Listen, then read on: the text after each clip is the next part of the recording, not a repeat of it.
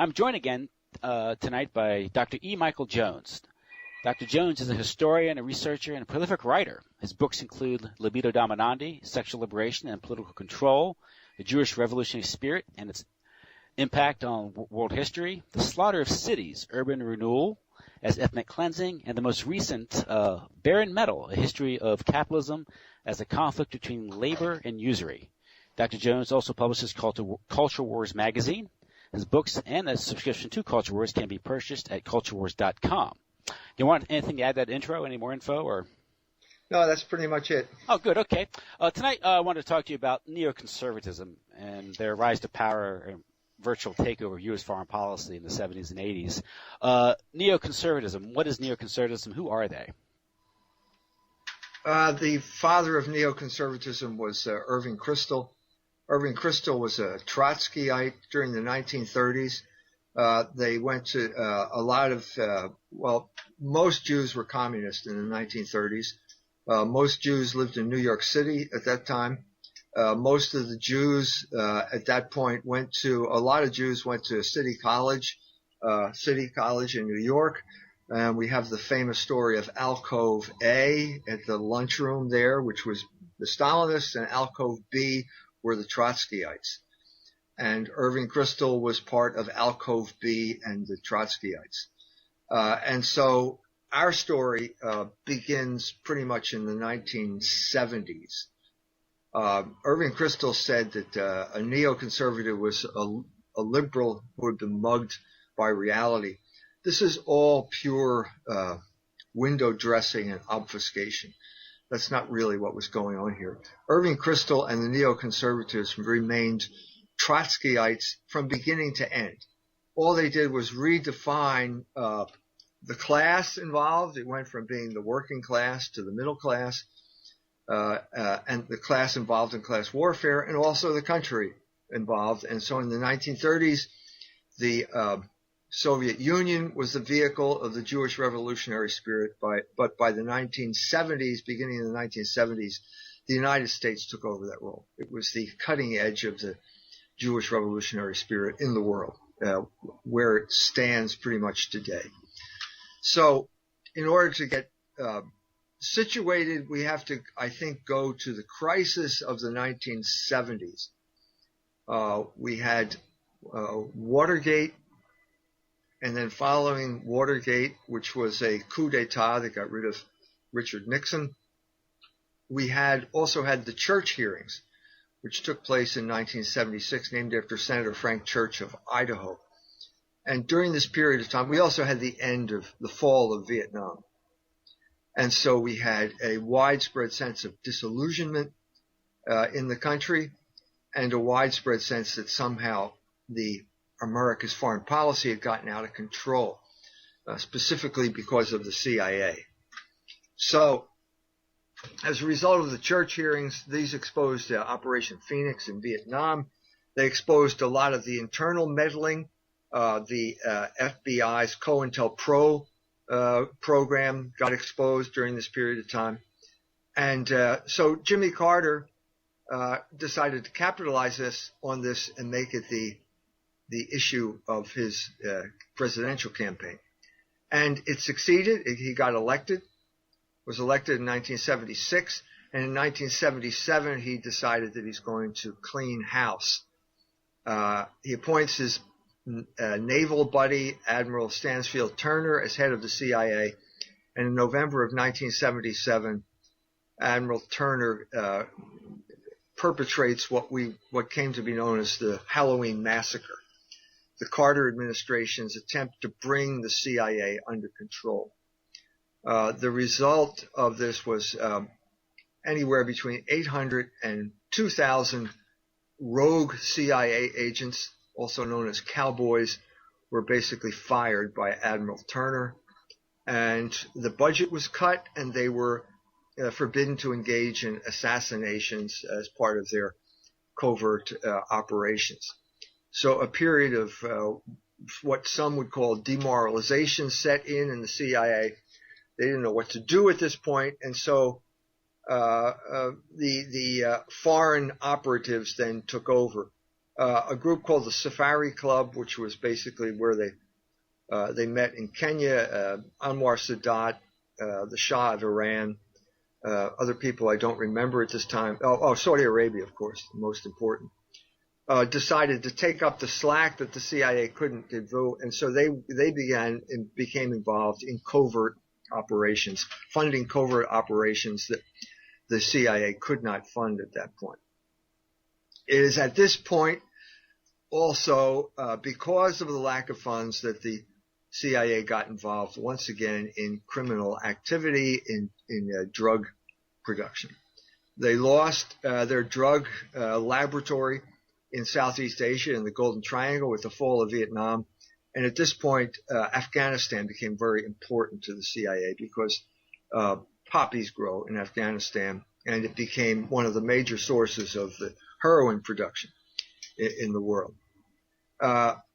So Bush, George H.W. Bush, is one of the cowboys, and he's out of power. And so what he tries to do is basically regroup his forces, get those people together now, and work for the overthrow of Jimmy Carter. A vendetta against Jimmy Carter emerged, involving the CIA. Part of this vendetta against the remaining CIA was a plan to undermine all of the CIA's intelligence reports. The history of post-World War II America, also known as the Cold War, is the history of peace threatening to break out and people rushing to make sure that doesn't happen. I am convinced that John F. Kennedy was assassinated by the CIA and other people to prevent an agreement that he was going to arrange with Nikita Khrushchev to end the Cold War. I think that's one of the main reasons he was killed. Other people were involved, but that was one of the reasons. At this period of time, we have the same type of thing. The CIA, the cowboys have lost their jobs. They need to regenerate the CIA. They need to put it back on the cutting edge, and so they need a threat. And the CIA at this point, the people who are left who are doing the real intelligence reports, are simply saying, no, there's no threat. They're not a threat. They're not. And so what George Bush arranged at this point was he wanted another opinion. And the name of the group that was to give him the other opinion was called Team B. And Team B were the neoconservatives under the direction of Richard Pipes, the Harvard professor. And they came up with a statement that was a preposterous exaggeration of the Soviet military threat at the time, which would regenerate interest in refunding the CIA and kind of restart the Cold War, because the Cold War was starting to sputter out under Jimmy Carter. This is the era of détente, right? Pardon me? This is the era of détente. Well, détente was always Kissinger was still around. Détente was basically Kissinger's idea. Mm-hmm. And he was the Secretary of State under Nixon. And Henry Kissinger was the enemy to the Jews who were the neoconservatives, because he accepted coexistence and this type of thing. And they wanted to defeat the communists. They knew that all of their money was going to be cut if they couldn't show that there was some type of plausible threat. And so this is where the Jews, the neoconservatives, the former Trotskyites, the students of Leo Strauss at the University of Chicago, people like Richard Pearl and Paul Wolfowitz, got their foothold in the government by becoming part of Team B and saying there was this tremendous threat to the security of the United States. That's how they got in. They all congregated under Henry Scoop Jackson, the senator from Washington. They worked for him. And this was, as I said, their beachhead in power in Washington. This was their beachhead. So basically what happened here is that Bush well, let's back up here. We're talking about, so that was November of 1977, the Halloween massacre. We have 78, which is basically there's kind of upheaval in Afghanistan. There's a coup d'etat in Afghanistan. The Soviets, the doubt is removed. Taraki comes in, who is a Soviet operative, and he starts basically a campaign to bring about the Sovietization of Afghanistan. Tremendously misconceived plan of basically forcing these herdsmen, these mountain herdsmen, into schools, forcing feminism on the girls, forcing all kinds of other stuff that the Muslims of Afghanistan, these tribes, found totally repugnant, and forcing it down their throats with the support of the Soviet Union leadership, which is at this point old. One of the curious facts about the Soviet Union is that it really had the lifespan of a man, and it never regenerated itself. It got old. So there were 20-year-olds in the 20s, and there were 70-year-olds in the 70s, and that was it. Yeah. And so these people just were incapable. The Brezhnev era was the last kind of era of the Soviet Union. He died, and then he's replaced by a bunch of apparatchiks who were all older than he was, and all stuck in the same mode. And so basically they're looking with greater and greater consternation at the situation in Afghanistan, and they're wondering what to do. They don't like Taraki. There's a coup. He overthrows the other guy. I forget the other guy's name. Then he's in power. Then the Soviet Union decides they don't like him.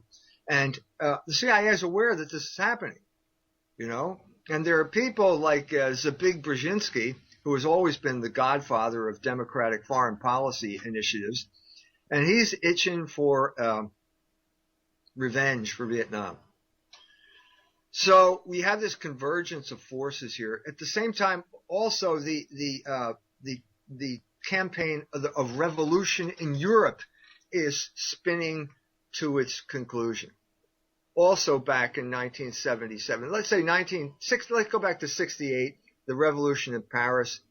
The Jews want to overthrow de Gaulle. They're unhappy with de Gaulle. They don't like the idea. And so therefore we have people like Daniel Cohn-Bendit as the leader of the student revolution of 68, which almost topples de Gaulle but does not.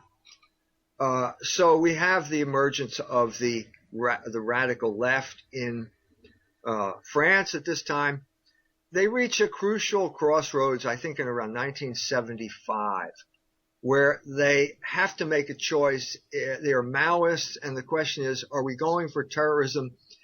And they can't bring themselves to get involved in terrorism. I don't know what it is, but they just can't do it. At that point, the leadership of the revolutionary movement in Europe passes to the Baader-Meinhof gang in Germany. In 1972, the Baader-Meinhof gang had an alliance with El Fatah, were involved in the Munich massacre. At that point, the leadership of the Baader-Meinhof gang was captured end of 72. By 74, 75, it's pretty clear that they are still running their operation, even though they're in prison, because of lawyers smuggling in guns, people like Horst Mahler, Klaus Croissant, the Frenchman. They're still running their operation, so it comes down to a crucial moment in 77. Their Palestinian friends hijack the Landeshut, the airplane, fly it to Entebbe. Do I have this right now? Or no, this is Somalia, I believe. This plane goes to Somalia. The Germans send in their SWAT team, and basically the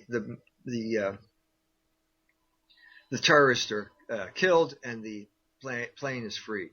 So that doesn't spring the Baader-Meinhof gang. They have also captured Hans-Martin Schleyer, who is the head of basically the German Employers Association, and they're holding him hostage. At this point, so we have a quick chain of events. The Landeshut attempt to free the Baader-Meinhof gang fails.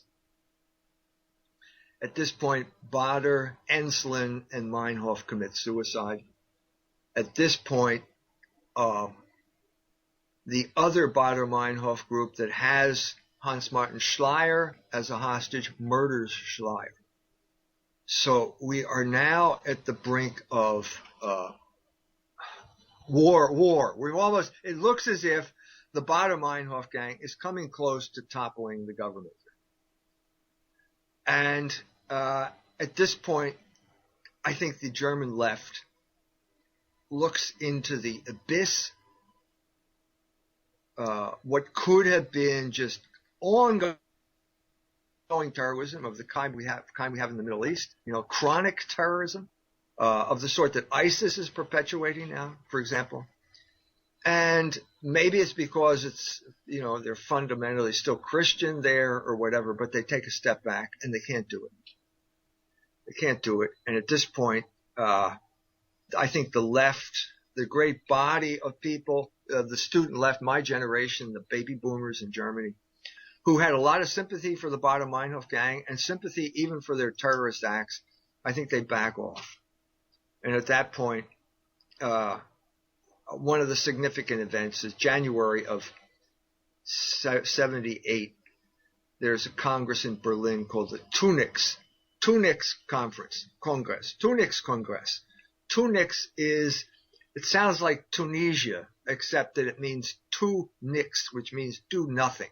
So a kind of apathy and lethargy and pacifism settled into the left at this point, and they basically just broke up. It just broke up. There were some people who were still involved in the Baader-Meinhof gang. Whether they were really involved is a question that still has not been answered. So, for example, in 1989, the head of the Deutsche Bank, Alfred Herrhausen, was assassinated. It's not clear that the Baader-Meinhof gang did it. I suspect that it was the German government murdered the guy. It was a Gladio type of operation because this guy was talking about forgiving debt. And bankers who forgive debts are traitors to their class, and this is what happens to them. I was thinking that with Baader, because there's been some speculation about the true nature of Baader-Meinhof. Was it a Gladio type creation where, which Baader-Meinhof gang are we talking about? By 1989, Baader and Ensslin and Meinhof and those people had been dead for 12 years. Yeah. So it's not clear. And then there are documentaries you can watch. Black Box, for example, one of the German documentaries, and there's pretty clear that. I think that the guy that they shot on the railroad station and claimed that he was involved, I think he was a fall guy. It's not clear to me that he was anyway involved in this thing, So anyway, this is the kind of situation you have here. And at this point, the cowboys step up to the plate. They see their moment of opportunity. Now, Zbigniew Brzezinski gave an interview to a French paper not too long ago in which he talked about how we, the United States, lured the Soviets into Afghanistan. So it was pretty clear that that's what they wanted to do. They wanted revenge for Vietnam, and they thought they had a good chance of creating their Vietnam, the Vietnam for the Soviets in Afghanistan. And I think they were right. That was in the summer of '79, I think, when he we're talking about the summer of '79 when they met and discussed this. And at this point, Carter started approving covert aid. The president had to approve it now specifically. And Carter showed himself to be kind of feckless here. Let's face it. He did not have the courage of his convictions.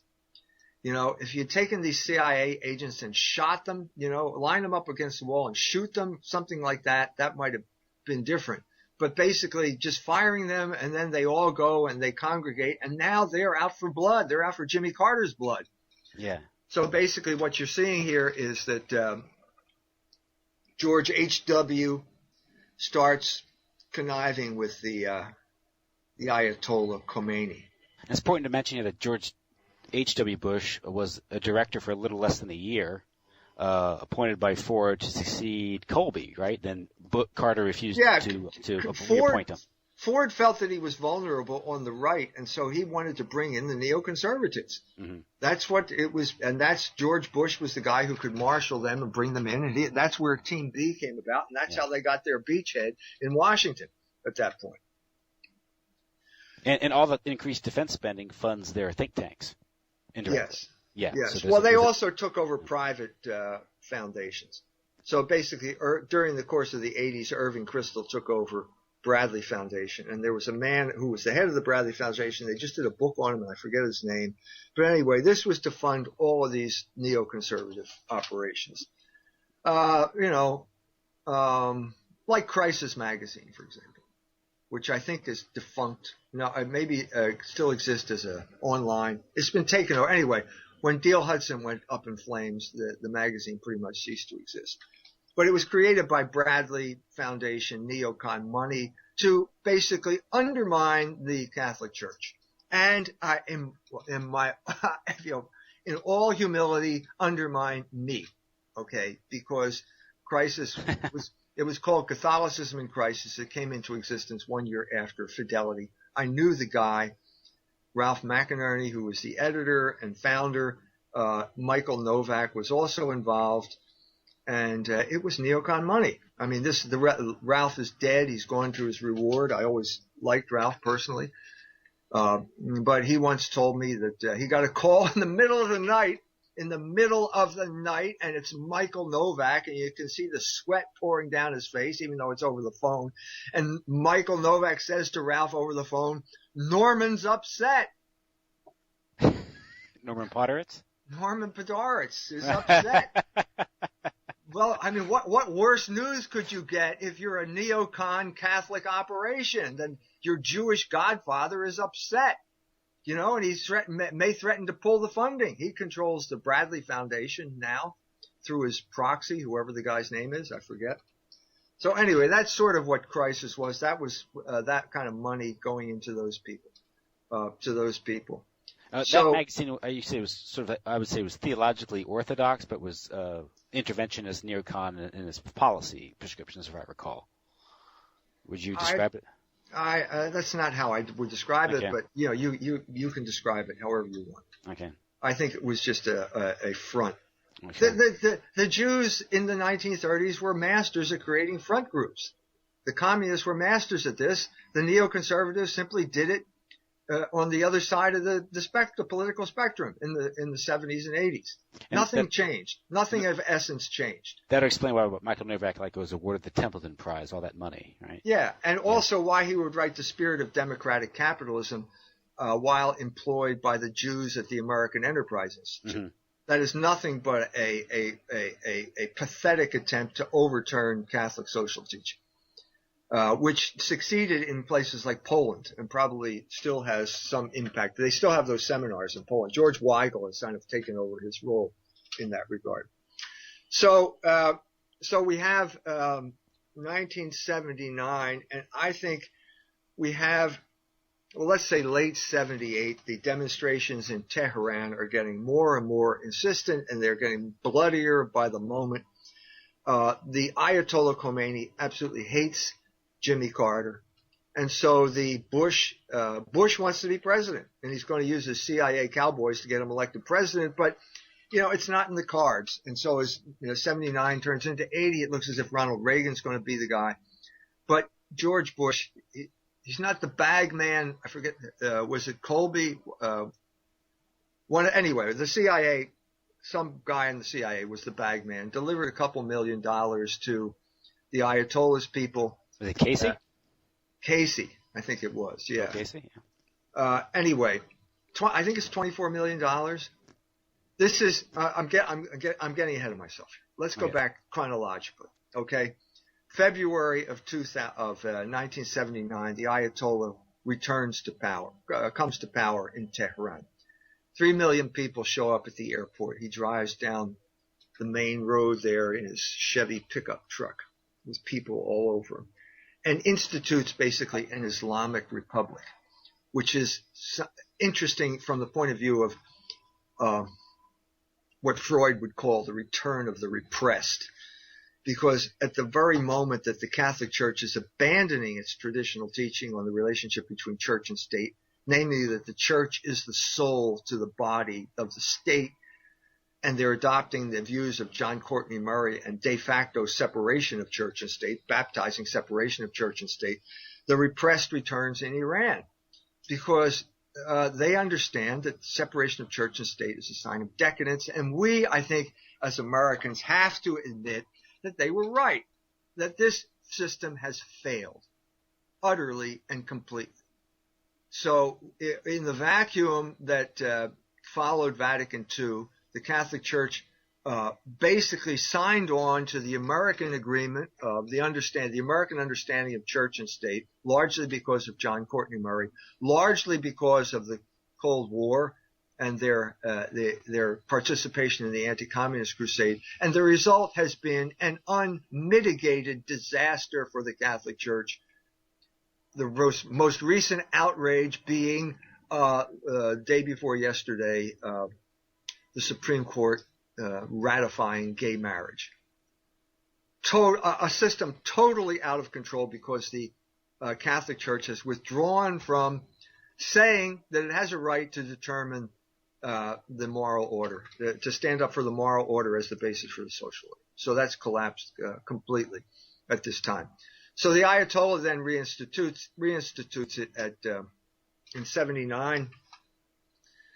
And you find all these lefties like Michel Foucault shows up in Tehran thinking this is the revolution. He showed up there in 78, wrote reports on it for the one of the Italian papers, Corriere della Sera. And he felt that finally, after 10 years, the worldwide revolution that he had been waiting for arrived. Well, sorry, Michel, it was the exact opposite of what you thought it was going to be. Foucault was a homosexual, a sadomasochist, and he wrote books about torture and executions. He loved blood and gore. And there was a lot of blood and gore going on in the streets of Tehran at this time, and he loved it. And he thought this was going to be the real revolution of the Marquis de Sade. Well, it wasn't. It wasn't. It was the return of the moral order in Islam through the Velayat-e-Faqih, the rule of the guardians. So at this point, the Shah needs a place to live. He's dying of cancer. Jimmy Carter allows him to come to the United States. At that point, the Iranian students storm the embassy in Tehran, take over the embassy, and hold 150 some Americans hostage. This is in November of 1979. 1 month later, perhaps sensing a sense of opportunity, the Soviet Union invades Afghanistan. Throughout the course of the 1980s, as I said, a little bit getting ahead of myself, the George H.W. Bush, Bill Casey, all these people were basically they gave money to the Ayatollah, $24 million, I believe, so that he would extend the hostage crisis. I read the memoir of Masameh Taqiba, I believe that's her name. She was the spokesman. She spoke English. She lived in Philadelphia for a while with her parents, learned perfect English, and then was the spokesman for the students during the hostage crisis. She said in her memoir that it was supposed to last 3 days. That's what they thought. Just to make a point, it was going to last 3 days. And then she didn't know why it was lasting so long.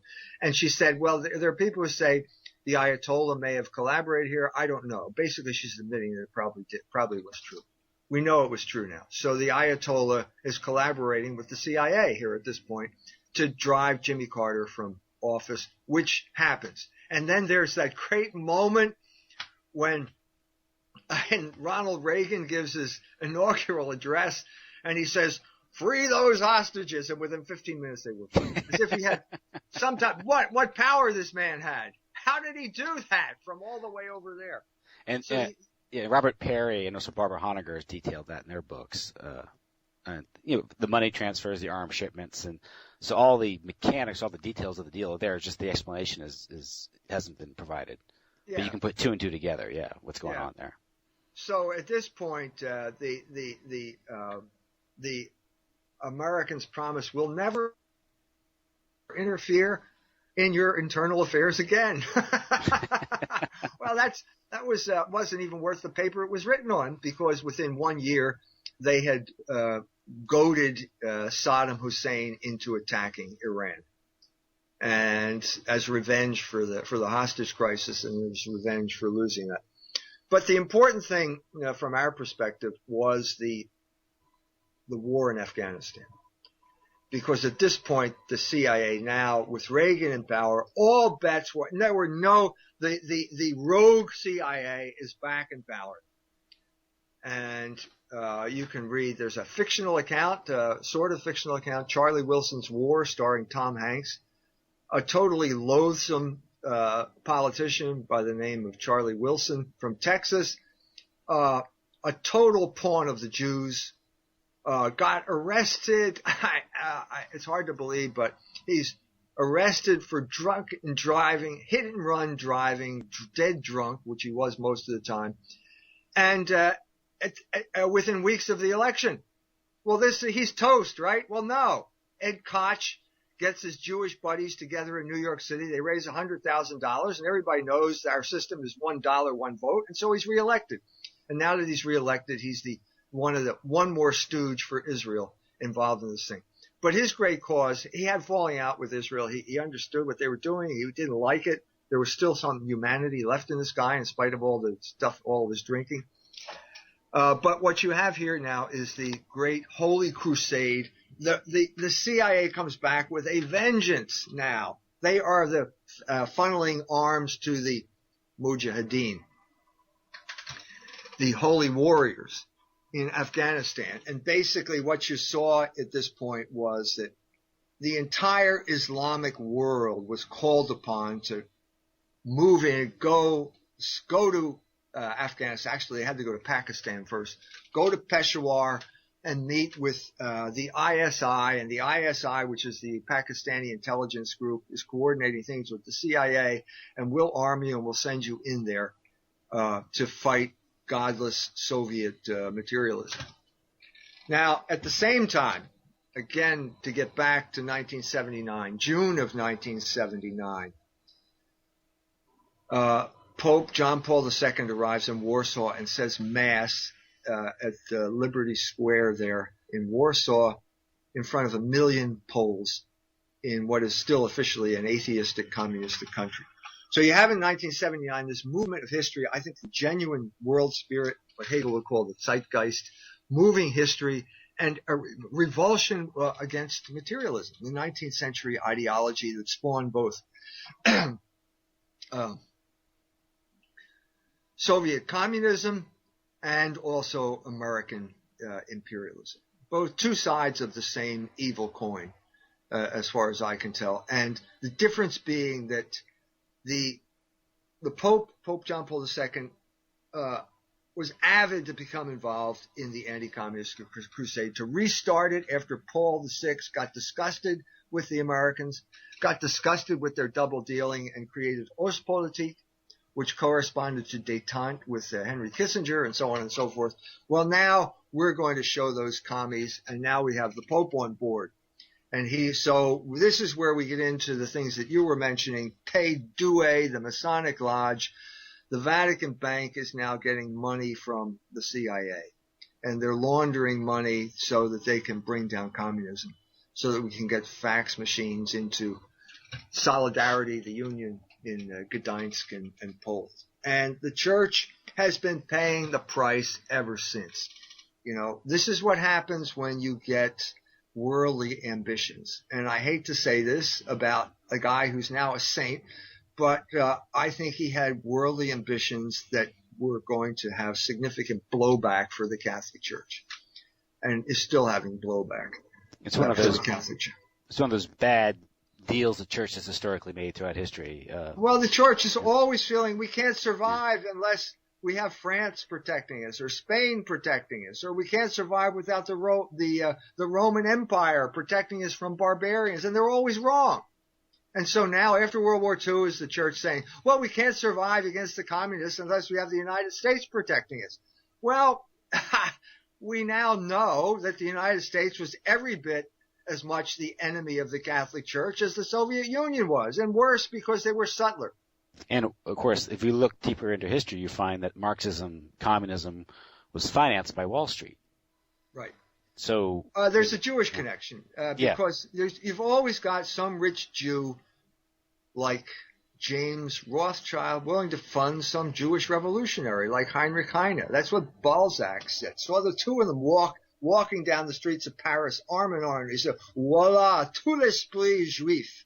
And of course, Zionism, which Rothschild, I guess, began to back in the late 19th century, the House of Rothschild, as it became a kind of a tangible movement in the late 19th century. I was watching a documentary on Queen Victoria on PBS, and this episode was dealing with the British purchase of the Suez Canal. Yes. And it had a situation where, of course, Benjamin Disraeli was the prime minister at the time, and he couldn't get Parliament, wasn't in session, nor would he think he could get Parliament to pass a bill to buy the shares in the Suez Canal. So he approached Lionel de Rothschild and got him to loan him £4 million for the purchase. And apparently this was said, Lionel Rothschild asked him, what collateral do you have? And he said, the British state. Yep. Well, and, they need this is true because the Rothschilds needed not so much the British state as the British Navy. Mm-hmm. And so you have, for example, the Don Pacifico affair in the middle of the 19th century, where Palmerston orders British warships they're going to fire on Athens because some Jew claims that they stiffed him and they wouldn't pay off his debts. So the Rothschilds needed what is the name for the British Navy? What's the name that Hobbes gave it? Leviathan. England is a sea monster. But that's that model for more or less these bankers or rich bankers socializing their risk and privatizing the profit, keeping the profits. So the Rothschilds were always big proponents of a big navy. And Winston Churchill, when he was Lord of the Admiralty, was their pawn. And they wrap it in the flag, right? Yes. They wrap their interest in the flag, and then it's the it's well, the billboard. guess what? Yeah. Guess what the Jews did here? Same thing. Mm-hmm. You know, like American patriotism is now bound up with defending the state of Israel. Well, they talk about daylight, no daylight, or John McCain sees daylight here because Obama wants to deal with Iran. This is the type of situation we have inherited from the Jews, the neoconservatives, and their legacy in the British Empire. So we've got a situation where now the church is involved with the anti-communist crusade, and the United States has created, once again, they've created a monster, and this monster is the Mujahideen. And the guy who's the poster boy for this effort is none other than Osama bin Laden, who flew there, was a Saudi whose father was a very rich contractor, flew to Afghanistan and became the conduit for all of this money and military aid going into the Mujahideen in Afghanistan. He became a rich sheikh. He became a provider for these people. And basically, he also became a vehicle for training all of these Muslims in the most radical and nihilistic, I would say, form of Islam, namely Wahhabism. That was funded by the CIA. No, that was not funded by the CIA. That was funded by the Saudis, who at this point, you remember the oil crisis. The Saudis had so much money in 1974, they didn't know what to do with it. And so they started buying British arms, and the British got involved, and the Americans took that over, and they started funding madrasas all over, building mosques all over the place to promote their kind of weird form of Islam. Very different than the Shia form in Iran. And at this time, the Bin Laden family, aren't they also business partners with the Bush family?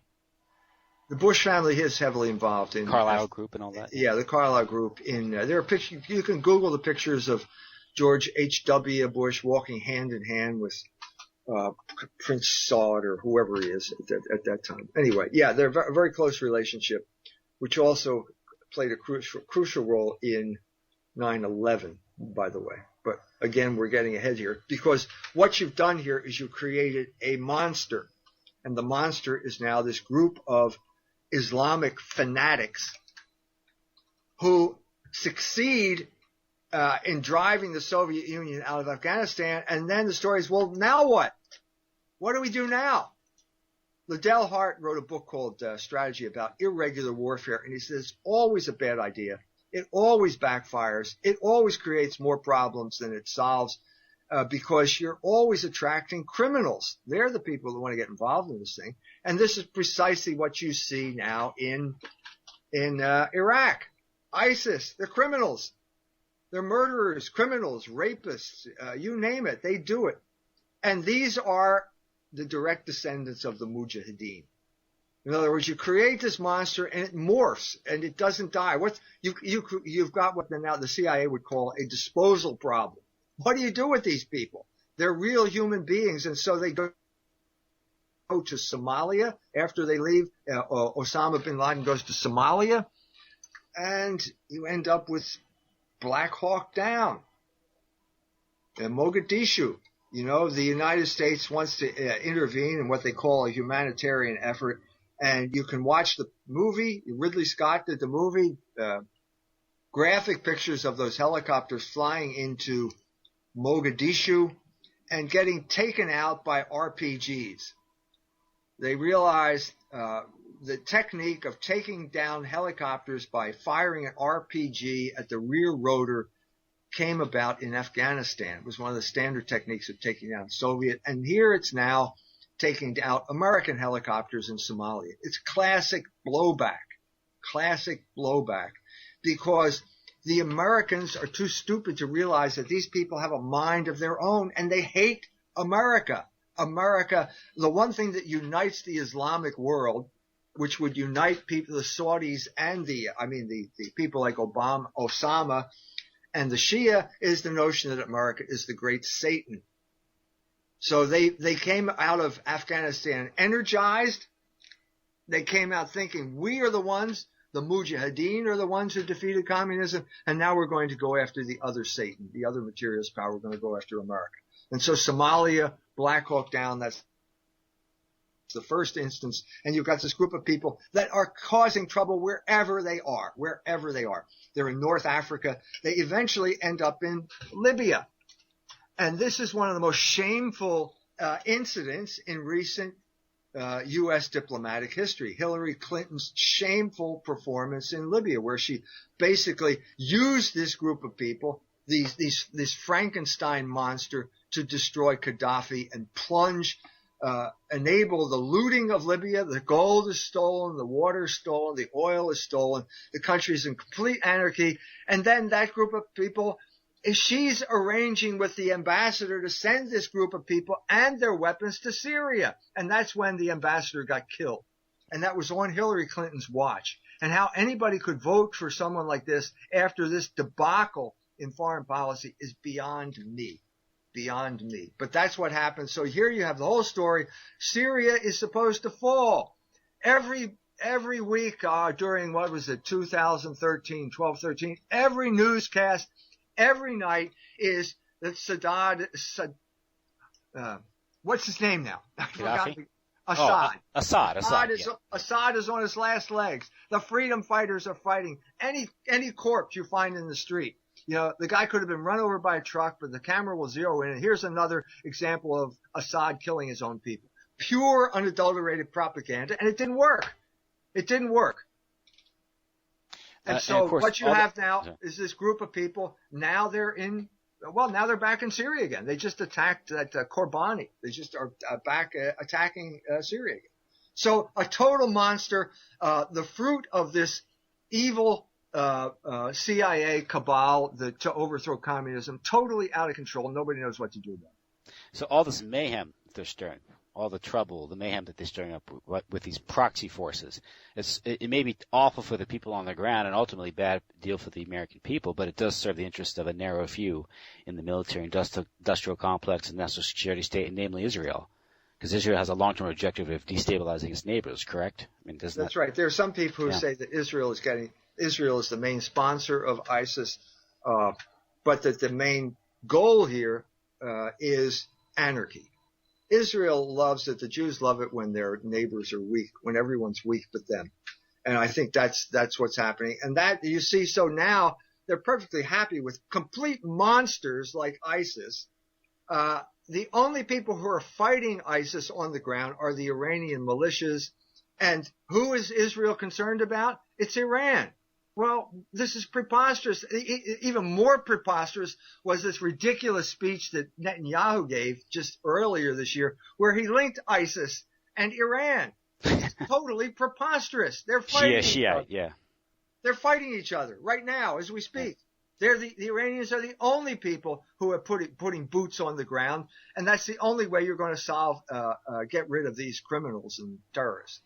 And it's the Western intelligence agencies in Israel that are backing some of the terrorist actions on Iranian soil with the Jindala. Is it Jindala and the MEK? MEK.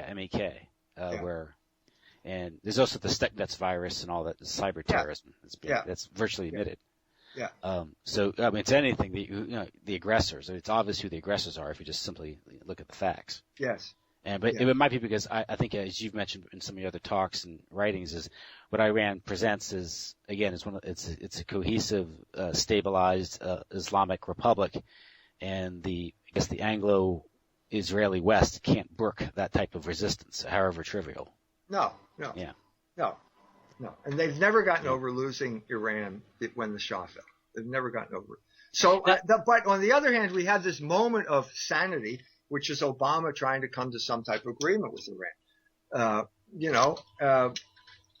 I hope it comes about because it's one of the few bright spots in this recent history. And of course, the neoconservatives are always upset when there's a threat that peace might break out. They wake up in a cold sweat every night. Peace might break out. Well, because their bread and butter is conflict. Yes. It's strategy of tension. It goes right back to Trotsky. Trotsky's notion of perpetual war. That's what they want. And they're Trotskyites. They're Trotskyites. That's right. Don't be surprised that Trotskyites behave like Trotskyites. Right. But you mentioned some of the intrigues going back into the late 70s in Kissinger, how Kissinger represented a competing bloc with the neocons who were more ideological, I think, than, say, more practical. Because I think Kissinger, would you describe as more or less was a Rockefeller agent? Yes, the old the Council of Foreign Relations. Yes.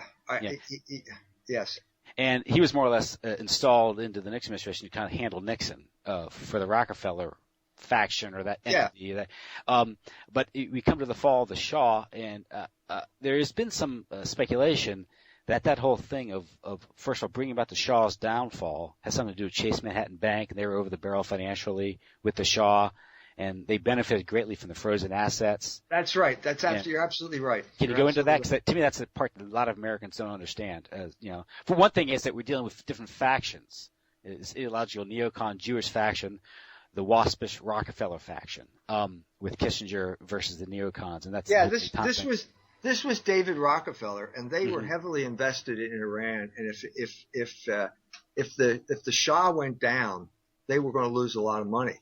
So they were the ones. David Rockefeller is the one who, through Kissinger, who was the Rockefeller asset, persuaded Carter to let the Shah into the country, to take the Shah under their wing, and that's what precipitated the whole revolution, the hostage taking.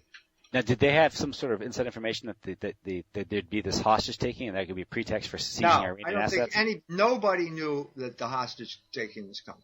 Okay. Nobody knew about that. That was a totally spontaneous student operation, at least from the lady that I mentioned before, Massima. And then they dragged it out once it was. No, the government, the Ayatollah's government intervened, and they took the money from the George H.W. Bush, and they prolonged it for the money, and because they hated Jimmy Carter. What they were thinking, I mean, they were crazy. Because, it's like jumping from the frying pan into the fire. You think Jimmy Carter's bad, wait till George Bush and Ronald Reagan take over the White House. And that led immediately to the attack, the Iraqi attack on Iran, which there's a picture on the web of, Donald Rumsfeld shaking hands with Saddam Hussein. The Americans are going to send the poison gas to Saddam Hussein, which they will then use as a pretext for invading Iraq in 2003. This is total hypocrisy.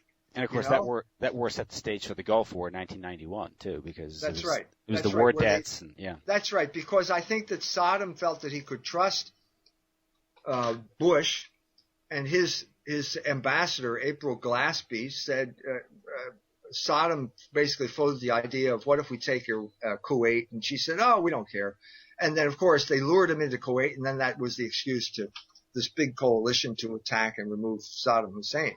Every time they've removed a dictator, whether it's Gaddafi or Saddam Hussein or whoever, they have anarchy, and there's some people who say maybe they want anarchy. I think that's the Israelis want anarchy, but I don't think the oil companies want it. I think that the oil companies were dead set against both the overthrow of Libya and of Iraq, as far as I can tell. We have about 5-6 more minutes, and your view on the 1978. You have the death of Pope John Paul I after 33 days in office, which I thought was an interesting number. His sudden death, and the election of Pope John Paul II, and a lot of people have investigated that and thought that maybe the Pope was assassinated for him looking into the Vatican bank scandals, and this obviously involves what you mentioned earlier was this P2 Lodge and some of the intelligence agencies, because they're using the Vatican Bank as a conduit to launder drug money to pay for criminal operations and black money, black ops. Do you have any you have a particular take on that or insight? Yeah, I told you before. I got a call from Michel Sindona, a letter from Michel Sindona. He was in prison. He wanted me to come, and I was going to tell his story. And then within a week or so, he died. He was murdered, poisoned with coffee cups. So I could have been in that prison picking up that cup of coffee. I'd probably be dead now. But the big change, as far as I can tell, came with the anti-communist crusade. Mm-hmm. When the Vatican Bank was being used as a conduit for money to bring down for these groups like Solidarity, and I would have to say Medjugorje was also part of the anti-communist crusade. So the Vatican Bank was kind of like BCCI. Yes, okay. Yes, they were related to the BCCI, which got created after that crisis in the 70s I talked to you about. It was an obscure Pakistani bank that became the biggest money laundering operation in the world because the CIA had basically been defunded, and they needed to get involved in criminal activity like drugs so that they could continue doing what they wanted to do. And the BCCI was created to do that. Because I read David Yalb's book In God's Name, and he talks about Bishop Marcinkus out of Chicago, and he was in charge of the Vatican Bank. And what happened was, according to him, that John Paul I was going to look into open the books and investigate it. And his belief is that contributed to his untimely demise. I don't believe that. You don't believe that? Okay. Non è vero, ma è bel trovato. That's what the Italians say. It's not true. It's a great story. Okay, just a great story? Okay. I think that's what it is. I think that Marcinkus was involved in the funding, channeling of money into Poland for Solidarity, and I think that they were heavily involved in that. And I think that the legacy, as far as I can tell, was this inability to condemn Medjugorje, the inability to deal with Medjugorje. That was that false apparition? Yeah, the false apparition in Bosnia, which they're now finally going to condemn like 35 years after it started, 34 years after it started. They were incapable of doing it. And it caused real serious spiritual damage in the church. Medjugorje is a place that's infested. It's infested with evil spirits. And so people go there and they think something weird happens. They think, it's the Blessed Mother. I must be a great person because something weird happened in my hotel room or something like that. My rosaries turned gold, blah, blah, blah, this whole thing. It was just bad for the whole church. And I think that what happened is that they basically said, nothing's going to happen. In other words, just leave us alone. And so there was this reluctance on the part of John Paul II to say anything about it. I talked to the Bishop of Mostar, Pavel Zanic. He told me, it was 88, he said, I met with Ratzinger. I said, it's phony. And I said, what did Ratzinger say? And Pavel Zanic said to me, he agreed with me. And then he told me, and then I met with the Pope. And I said, what did the Pope say? And he said, the Pope said nothing. And this is because it's a kind of a cottage industry developed, right? Yeah, huge amounts of illegal money. Bosnia is a totally lawless region for money. The Franciscans created their own bank, so they're involved. All these pilgrims are bringing lots of hard currency into basically Yugoslavia, which is has a worthless currency, and they use this to fund the war. Mm-hmm. The war of Croatian independence, and the Vatican and Germany. It was either Vatican first or Germany second or vice versa, recognized Croatia as a country. This ended dialogue with the Orthodox. They were so offended. Here's Rome interfering in politics once again, and it killed ecumenism. Another bad deal made by the church. Yeah, that's right. Another bad deal because they got involved in worldly things, political alliances. And you have a book on that, The Medjugorje Deception? The Medjugorje Deception, which I'd be happy to sell to anyone now. It's especially timely because it looks as if the Vatican's going to issue a statement condemning Medjugorje. Okay. Well, we're out of time. Listen, I want to thank you for coming back in to discuss these things. I just want to say something about your books. I have read many of them, and I've found the most powerful and thought-provoking books I've read. And they're thick, full of material, and they're also a pleasure to read. Your writing is both engaging and erudite. So I just want to say I highly recommend your books. Again, it's culturewars.com. Yes. Okay. Thank you, Dr. Jones, for joining me. Thank you.